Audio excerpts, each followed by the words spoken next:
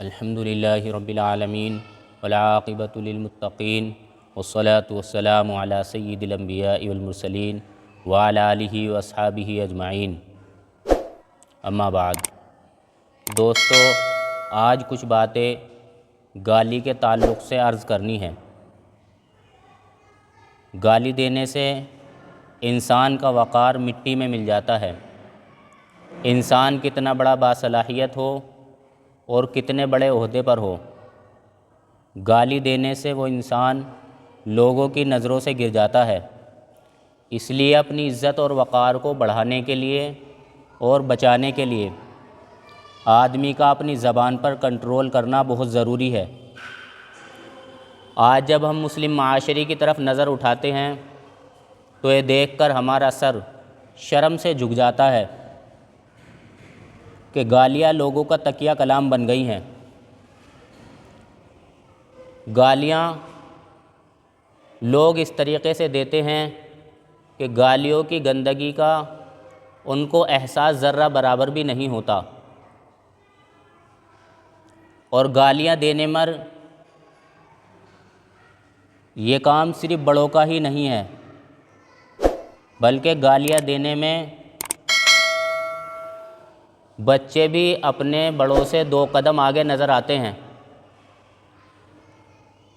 اس لیے ہمیں چاہیے کہ خود بھی اس برے کام سے بچیں اور اپنے بچوں کو بھی ان بری حرکتوں سے بچائیں۔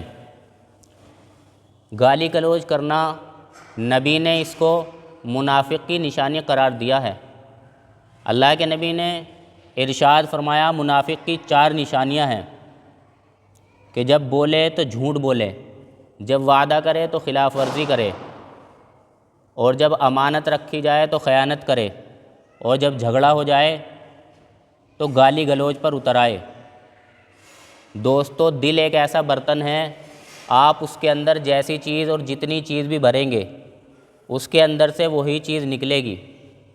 اگر آپ نے اپنے دل کے اندر، دل کے برتن کے اندر گالیاں بھر رکھی ہیں تو زبان کے ذریعے سے وہی چیز باہر نکلے گی۔ اور اس بات کا بھی دھیان رکھیں کہ آپ جب کسی کو گالی دیتے ہیں تو گالی سب سے پہلے آپ کے منہ کو گندا کرتی ہے، پھر اس کے بعد دوسروں کو لگتی ہے۔ بہت سارے لوگوں کے خون کے قطرے قطرے میں گالی بھر گئی ہے۔ وہ جہاں پر بھی ہوں گے، جس کے پاس بھی بیٹھیں گے، وہیں پر گالی دینا شروع کر دیں گے۔ باپ کے پاس بیٹھیں گے، باپ کے پاس گالی دیں گے، ماں کے پاس بیٹھیں گے، ماں کے پاس گالی دیں گے، یہاں تک کہ بہن کے پاس بیٹھیں گے، اس کے پاس بھی گالی دیں گے، بیوی کے سامنے بھی گالی دیں گے، یہاں تک کہ بہت سارے لوگوں کی گالیوں سے تو مسجد بھی محفوظ نہیں ہے۔ مسجد میں اگر کچھ بات ہو جائے تو وہاں پر بھی گالی دے دیں گے۔ اور کچھ لوگ گالی کی دلدل کے اندر اس قدر پھنس چکے ہیں کہ وہ گالی دینے سے ان کی گالی کسی چیز کو بھی نہیں چھوڑتی، وہ لوگ کسی چیز کو بھی نہیں بخشتے۔ راستے میں چل رہی ہیں، ٹھوکر لگ گئی تو زمین کو گالی، دروازہ بند نہیں ہوا تو اسے گالی، تالا صحیح سے نہیں لگا تو اسے گالی، گاڑی اسٹارٹ نہیں ہو رہی تو اسے گالی۔ تو اس کا مطلب یہ ہے کہ یہ آدمی گالی کے دلدل کے اندر پھنس چکا ہے۔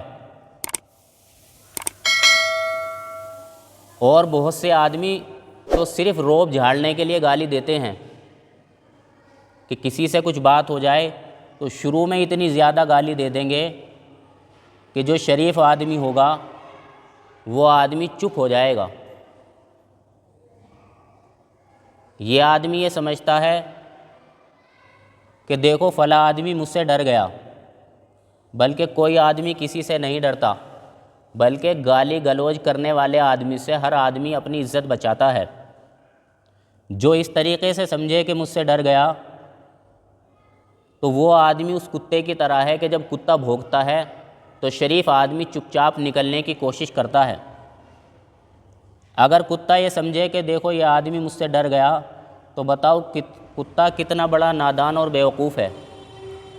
اسی طریقے سے وہ آدمی نادان اور بیوقوف ہے جو یہ سمجھتا ہو کہ میرے گالی دینے سے فلاں آدمی چپ ہو گیا۔ شریف آدمی کبھی گالی نہیں دیتا، بلکہ گندے آدمی سے چپ چاپ اپنی عزت کو بچا کر نکلنے کی کوشش کرتا ہے۔